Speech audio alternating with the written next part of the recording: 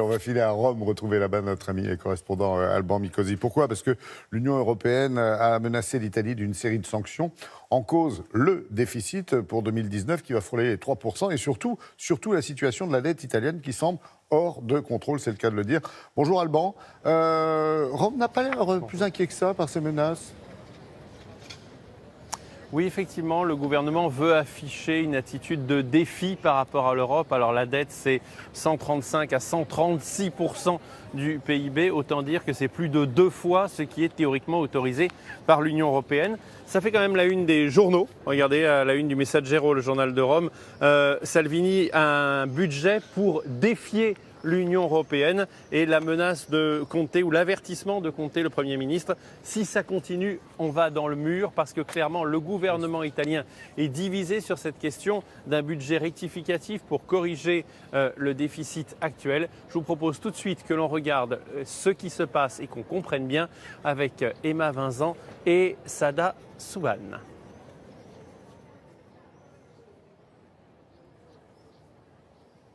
Alors, petit problème de sujet, voilà, mon pauvre Alban, je suis désolé.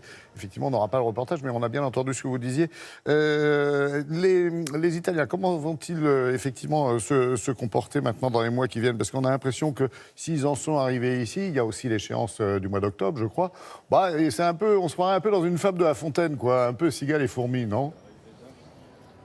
Oui, c'est ça, la cigale ayant chanté tout l'été se trouva fort dépourvue quand la bise fut venue, rappelait Jean de La Fontaine. Effectivement, il y a un problème concret, c'est que les finances italiennes sont hors de contrôle, que le déficit projeté, il était très très optimiste. Les Italiens espéraient rester autour de 2%. En réalité, on va plus autour de 2,5 à 3%. Donc, il y a un problème.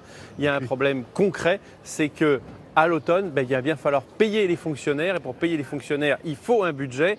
Voilà pourquoi l'État italien est amené par l'Union européenne à réfléchir, à reconsidérer ses promesses, notamment les promesses liées à la retraite. Vous savez, le quota 100 dont on parle régulièrement, qui permettrait potentiellement aux Italiens de partir à la retraite à partir de l'âge de 62 ans, ou alors cette promesse sur le droit vous savez, de travailler et de toucher également des allocations pour les petits salaires. Allez, je vous propose quand même qu'on essaie de regarder ce reportage si vous pensez qu'il peut être prêt à Paris. Il est prêt, il nous attend. À peine les élections européennes passées que Bruxelles lance les hostilités. Dans son viseur, l'Italie. La Commission européenne envisage une procédure d'austérité pour réduire sa dette. En clair, le pays devra payer des amendes et subir une surveillance rapprochée, à moins de trouver 4 milliards d'euros d'économies avant la fin de l'année. Cette solution nous permettrait d'éviter cette procédure, à condition évidemment qu'il respecte nos exigences.